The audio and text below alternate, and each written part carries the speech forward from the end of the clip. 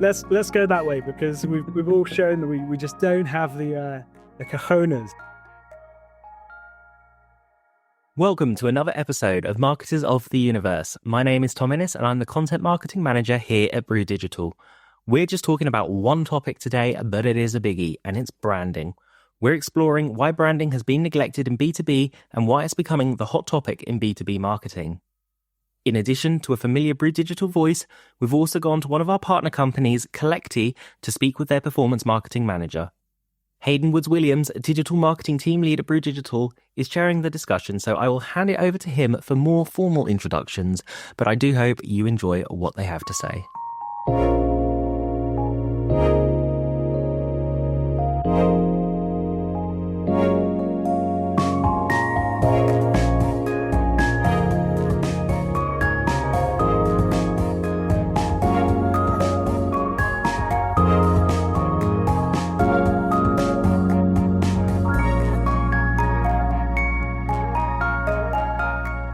With us today, we have Chris Murray, who is a Senior Performance Marketing Manager at Kolekti. How are you doing, Chris? Yeah, very well. Thanks, Haydn. Happy to be here and looking forward to discussing some B2B brand. Awesome. And we also have Rich, who is our Head of Digital Marketing Services here at Brew Digital. Welcome back. Rich, you're here every week. I'm always here. Cheers, Haydn. Old news. Cool. So B2B marketing. And Chris, I'm going to start this with you because you have the performance marketer job title. Performance marketing over the last 5-10 years in B2B marketing has been all about those conversions and, generating MQLs, generating form fills, that kind of thing, only always being able to use data to justify what you're doing. Do you think brand has always been a part of that, or do you think it's a new conversation? I think the way we just phrase it and talk about it has definitely changed. So the brand element has always been involved in the conversation in some way, particularly on paid. We've always had the concept of a cold layer audience that we need to reach and engage with, and then remarketing to these people to bring them further down a funnel. The funnel is a new concept, the flywheel, any way you want to look at it. That all has existed.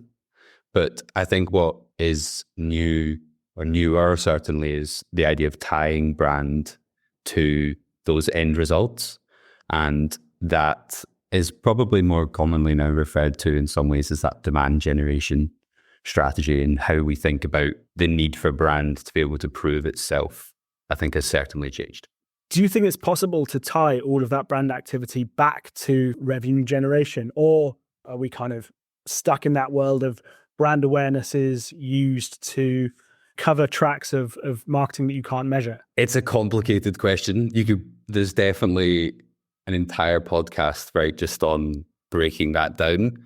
But ultimately, yes, I think that especially in B2B where the deals are so complicated, the number of people involved in these buying committees is only growing, and the amount of time it takes to close the deals is only growing as well, that we're able to start looking at how important it is that your brand is trusted by people in those committees. And the declining performance of things like MQLs tells us that the old strategies that we've been relying on aren't necessarily working. And there's research that backs it up. You have Harvard Business Review that 90% of B2B buyers buy from a brand that was on their day one shortlist. So how else do you get yourself on that shortlist than doing brand building? I think that's a really important point as well, because we in marketing, we tend to always refer to measurement. And actually, from a marketing perspective, as a marketing department or a marketing function in a business, measurement is obviously very important to kind of prove ROI. But we almost get ourselves sucked into being that kind of sales enablement team. Marketing is so much more than just providing the sales team with an influx of people they can call. And without that kind of fundamental brand building activity, which may not be directly attributable to lead one, and you can follow that all the way through to revenue. Without that function, you're not creating enough. Chris mentioned it, but you're not creating the demand.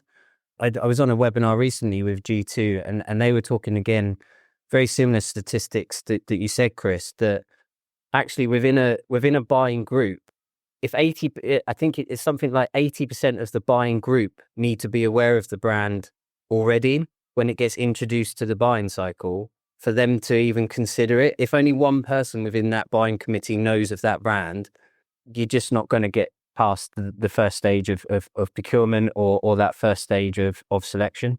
Yeah, and I think it's not enough anymore to just convince the IT admin.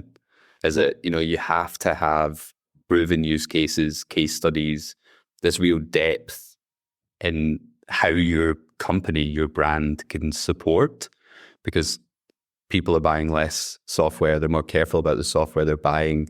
Yeah. It's not just freely add to the tech stack and review it later. So it's so much more competitive.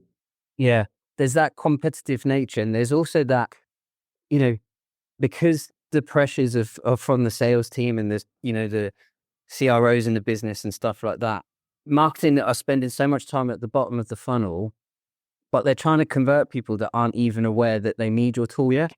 So the messaging is just not aligned. And we see it time and time again with clients that they just jump straight into their USPs, and it's like that's enough to get the person to inquire, and then we'll convert them. But it's not, because if you haven't established a need for your product or tool, it doesn't matter how good your USPs are. If the need is not there, you're just going to miss a trick.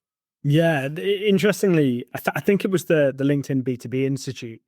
It's a similar stat to the stat that you shared, Chris, but it said that within those kind of buyer groups, a lot of the time, the best product is not, or the best product or service is not the thing that makes people buy. It's the brand. So how can companies, in the B2B space have brand activity, but still drive those leads that sales and kind of CROs and CEOs want? I think it comes down to the strategic part of that. Like, we've, in marketing, attached this idea of brand as being synonymous with vanity metrics. Historically, it's been about how much brand uplift do you get in a study, how many impressions, all of those things that sales and finance and these other areas of the business look at and go, that's not moving the needle for me. That's not doing anything. So actually, if we start aligning ourselves more with revenue metrics and doing these brand-led activities, demand generation strategies that provide value, that in a year's time, when that person is in market, in our funnel and having a conversation, if they're then referencing the fact that these are the things that led me to your company, and here are all of the things that can help persuade that deal, you reverse engineer those funnels and you start to see that the brand building and interactions you were doing a year, 18 months ago actually did have some sort of impact. And so I think that really it comes down to viewing that long term as important and putting in a lot of touch points with those key users through that time. And I think there's a sales marketing conversation there as well.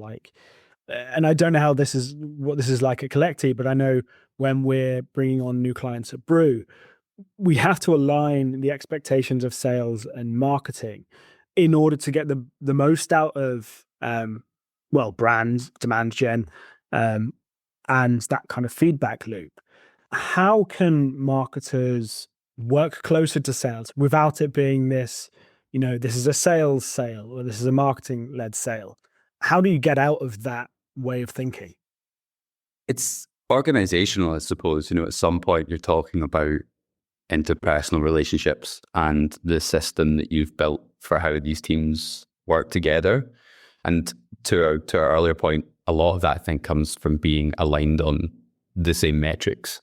Like Rich is talking about that, convert the CRO function and revenue ops, the growth in those teams, those need to be aligned with marketing now. And even outbound is tied a lot more to marketing than it used to be. So I think simply just by viewing them less as separate functions with different objectives and more as teams with shared objectives, and marketing has a responsibility to influence the whole funnel, not just up to MQL, you start to see that shift. I think it's about putting trust back into marketing teams again. I generally see there's a shift towards the chief revenue officer position didn't exist, 10 years ago. And now all of a sudden everyone is being labeled as growth marketers, or, you've got this office of the CRO and stuff like that. And they are kind of leading the charge from a sales perspective. And like I said, treating marketing like it's a lead gen team only. I think boardrooms just and sales teams and marketing teams just need to trust each other to do what they do. Marketing is a essential function of a business, and it hasn't changed for decades. The fundamentals of marketing are the same. Like, what is the product? What is the service? In terms of the price, how do we position it? How do we monetize this so we get the most value out of it? Place, where's it going to get distributed? And then on the promotional side of things, how do we create that demand, and how do we kind of drive adoption? Those are the 4 P's of marketing. They have never changed. At the moment, marketing for me is being told to focus on one of those P's, which is the promotion side of things. And the rest of it is being asked to be looked at in other teams.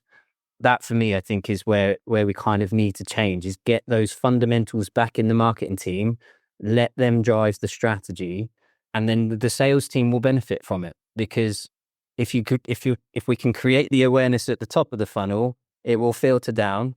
And then rather than exactly what Chris said, stopping at that MQL point and going, here you go, sales team, here's a lead. That lead is as good as buying a cold email list and giving that to the sales team to call sometimes. Because if it stops at that point, where is the further nurturing? Where is the support that marketing can give the sales team? It's not just a handoff. Now you call that person and stay in email comms with them. What else can the marketing team to do support that sales cycle to a conversion? It's just about getting that unity together rather than siloing and going, here's the handoff, marketing's done, this sales' job now. It's how can we create full funnel support, really, and align metrics. So it's not just always revenue is obviously a key driver for a lot of businesses. But if marketing are only being deemed a success if it turns into revenue, that's where it falls down.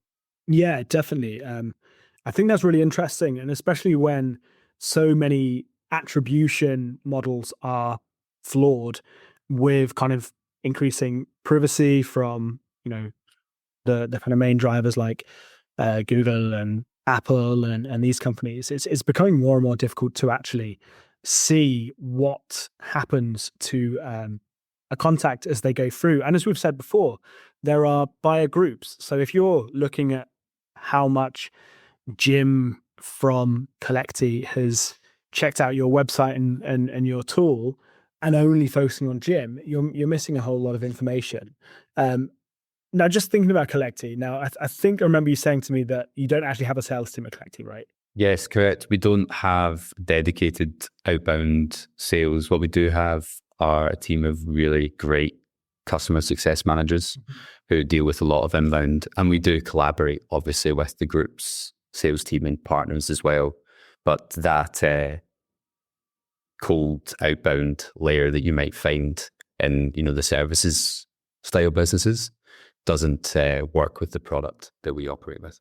How do you connect that feedback loop from people who are basically self-serving their purchases back to having that information that you need to optimize your audiences?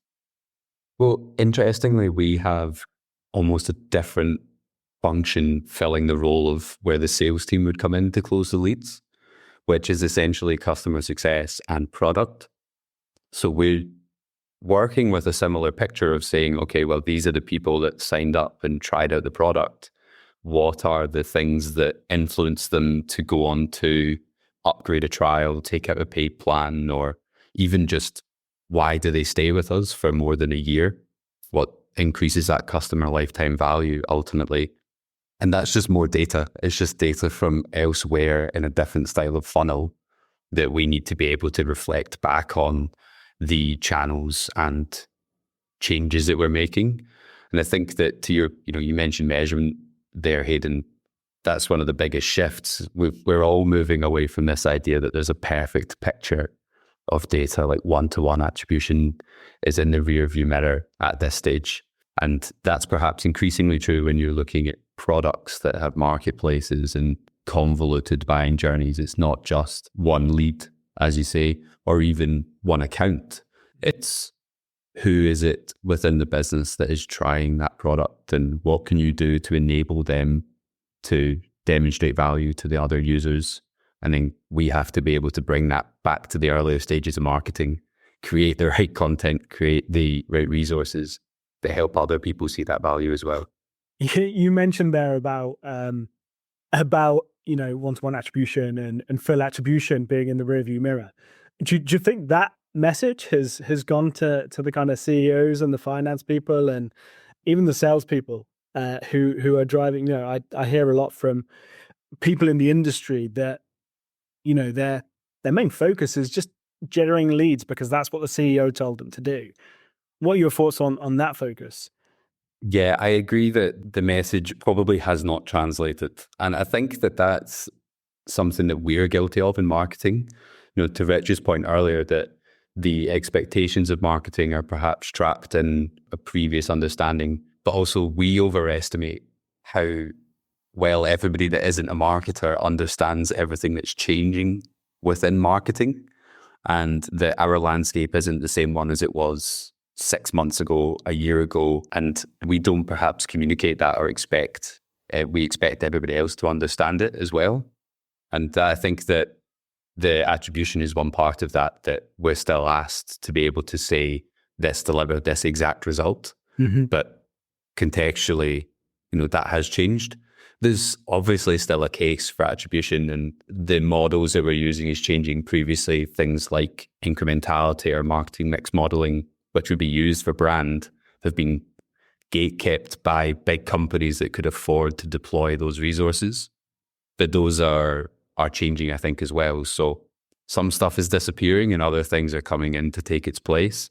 But the actual mentality we have around measurement, I think, either should have already changed or certainly needs to now. I think that communication point is a really good point. And it's one thing I've noticed in marketing teams that I've worked with, both as an agency partner and in-house as well, is a lot of the time you are because your job is being questioned so much, you're instantly on the defensive. So you never actually tell people what is happening. Reports are numbers in a sheet that people don't necessarily understand. And there is so much power in a consistent, regular update to people, senior teams, lower kind of entry-level job employees, telling them what is happening in marketing. And I think that's one little trick that so many marketers miss. They just totally forget about marketing themselves internally. Yeah, I'm sure you find that with the external client base as well, that it's also easy to overestimate the amount of time that people who aren't marketers are spending looking at marketing updates or changes. And you have external clients that they'll be focused on running their business. They pay you to deal with the marketing part. So adding in that context, I think, as you say, Haydn, is incredibly important. Yeah, I think communication is key, Haydn, like you said. And also, I think we've been guilty of creating a perception ourselves. We report on so many metrics to try and prove our worth sometimes. And actually, if you're a CEO and you're driving a business forward, do they care how many followers you got on your YouTube channel or on your Instagram feed, or that your engagement rate was 5%? If they don't see that in the bottom line figures, they don't care. And this is that disconnect. And that's why I say we're guilty of it ourselves. We've gone from being a strategic function in a business that is aligned with kind of business goals to trying to prove our worth with metrics that no one else cares about. So it's about finding that unity again with the different functions within that business, taking it back to being a strategic function, not just a tactical function. And making sure that businesses understand that it's not short-term wins that we're looking for, it's that long-term success. And pulling it back to that brand, long-term success is built in a solid brand strategy. Yeah, thank you so much for bringing that back to brand, because I kind of steered us a fair bit away from that topic there. I'm kind of going to go straight back to the beginning, and I really want to understand whether you think that brand has been ignored too much over the last few years. I think one of the things that you need to consider when it comes to judging whether or not it's been ignored is also the stage of the company. So we're all working within a business that is more mature, it's more developed. There's a complex collection of brands that all do need to have a position and influence deals ultimately down the line. But for newer companies, should delivering a top tier, top funnel brand strategy be your priority? No, probably not. And in that sense, you're not neglecting something when you're just trying to close your first few customers. You're just doing your go-to-market and getting things off the ground. But when it comes to businesses that are now looking at their lead pipeline and saying, why isn't this converting? Why aren't we winning when it comes to these final stages? Then the answer we seem to keep coming back to is that, yes, the brand has been neglected. We've been too focused on that tactical element and not able to look strategically at the longer term. What do we need to be doing to make sure that we're winning a year, 18 months away from now? I think the successful brands that we see in a B2B space are the ones that have invested in brands. And they're the ones that maybe all of a sudden you see them and you're like, well, where were they 5, 6, 7 years ago? And those are the ones that have got it right. And I don't particularly like the coined phrases of B2C and B2B. Ultimately, at the end of the day, we're all marketing to someone, whether or not they're sitting behind a desk in their office or whether or not they're on the bus. We're all trying to kind of push that message. But what B2C do very well is that focus on brand. And B2B, I think, in my personal opinion, and not all of the market, but a lot of B2B businesses have been so driven by their own product or their own service that everything is always about, look at our features, look at this, look at that. It's never about aligning that to the marketplace or pushing that message.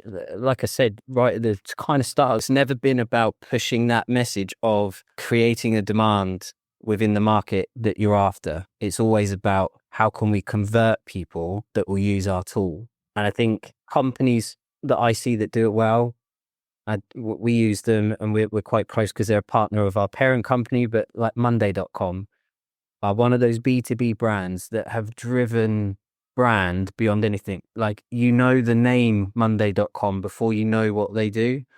And they're very good at driving their brand wherever they can, even to the point, and Chris, you might be able to talk on this, when it comes into kind of performance channels, they're very aggressive about attacking competitors, and they drive their brand there. You look for Asana and a Monday.com athlete would come up saying Monday.com is better. And I think that's a company that people can take kind of inspiration from in terms of the fact that they've always driven their name over their product.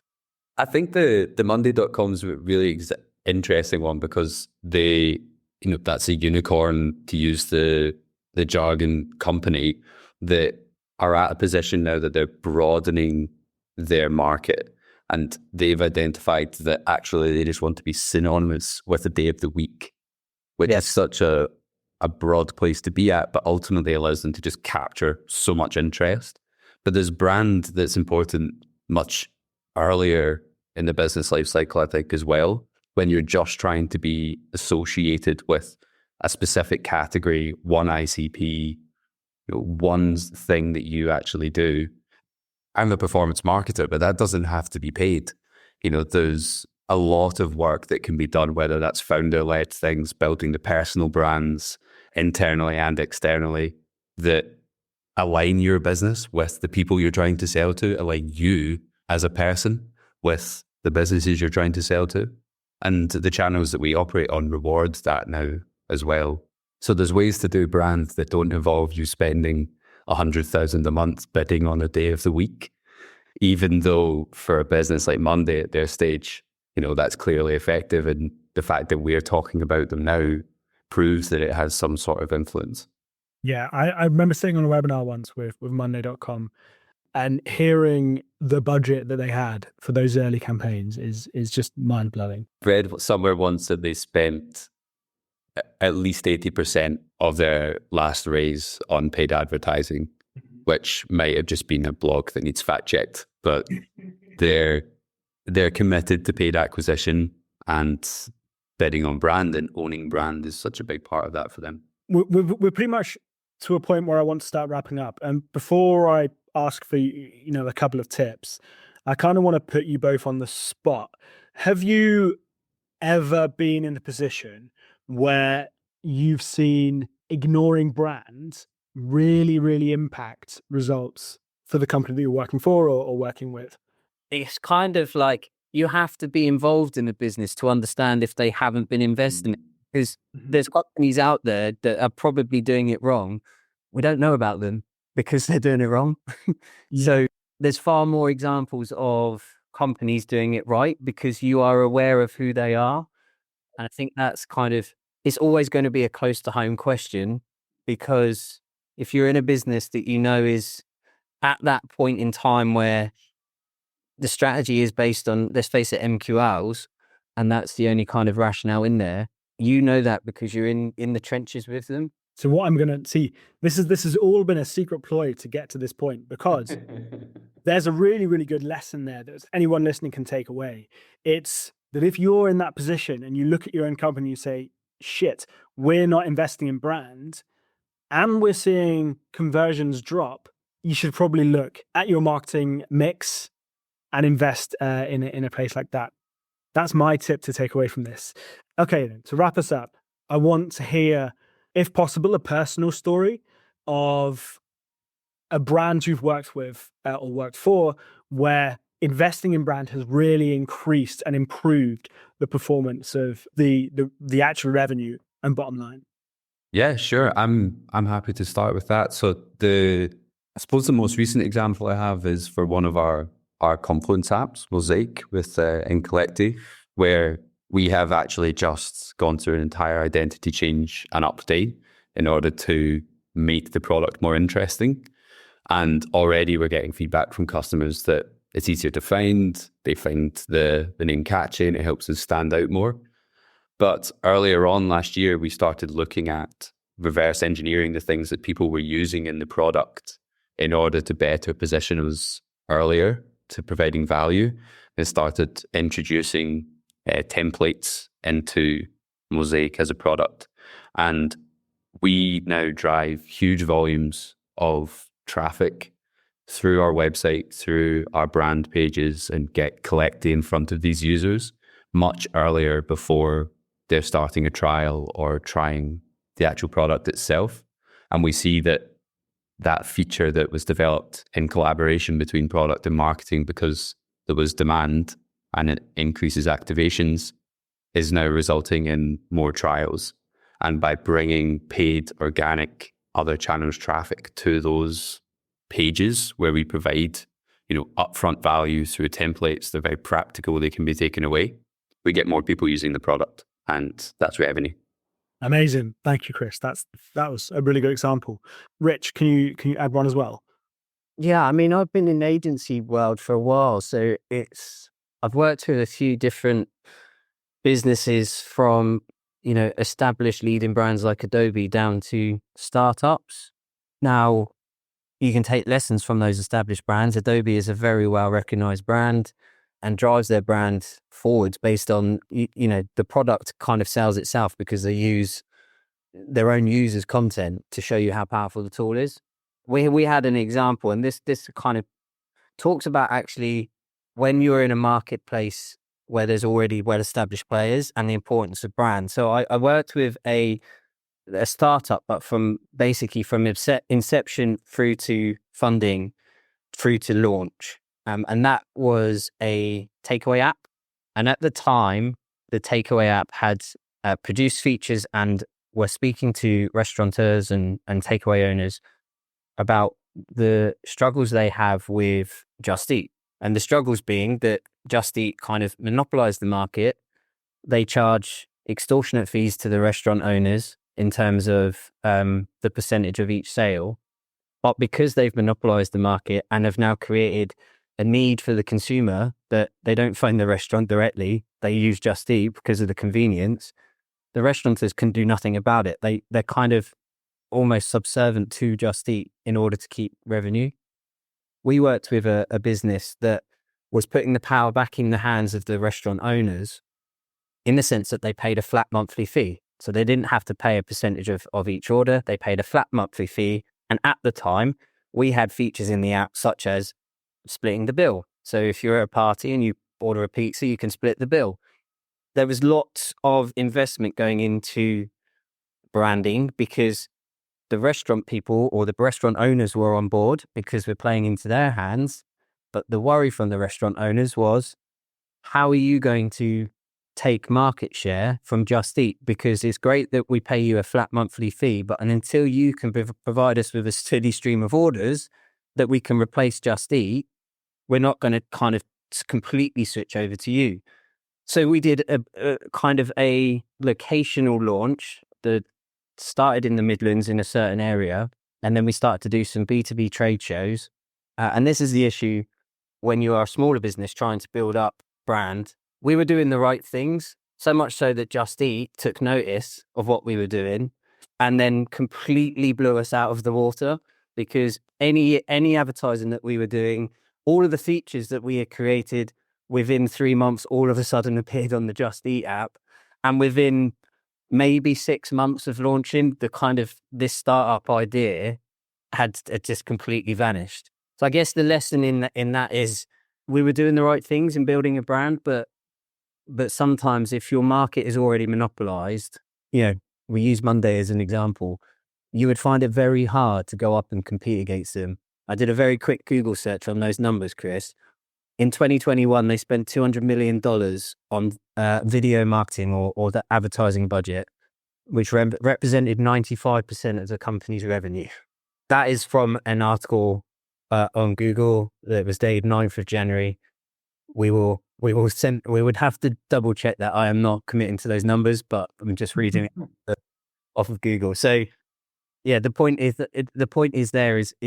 think about, you have to understand that market. You think about now how, Uber again is in that market. You're going to have a very strong product and backing if you're going to enter a market where it's already kind of monopolized or saturated, even if you have that investment in brand in the first place. Rich, you touched on such an important point there, which we haven't hammered home perhaps in this yet, is that brand isn't enough.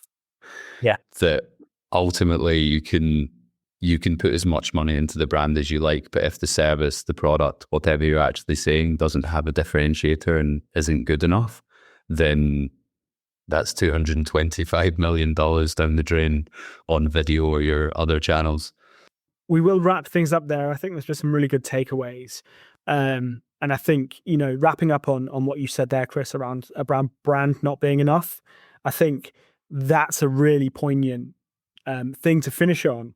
And I think if you can take one thing from this conversation, it's that brand is not enough and lead gen on its own is not enough. They have to work together. Anyway, that is all we have time for. Thank you so much for listening. We really hope you found some useful snippets, and there are a few things that you can take away and implement today. We love that you've made it this far through the listen. We love making this content and would really love it if you could share this content with colleagues, enemies, friends, whoever. Make sure to check out our past episodes, subscribe on whatever platform you use to listen to your podcasts, and we'll see you on the next one. I've been Haydn, and these are the Marketers of the Universe.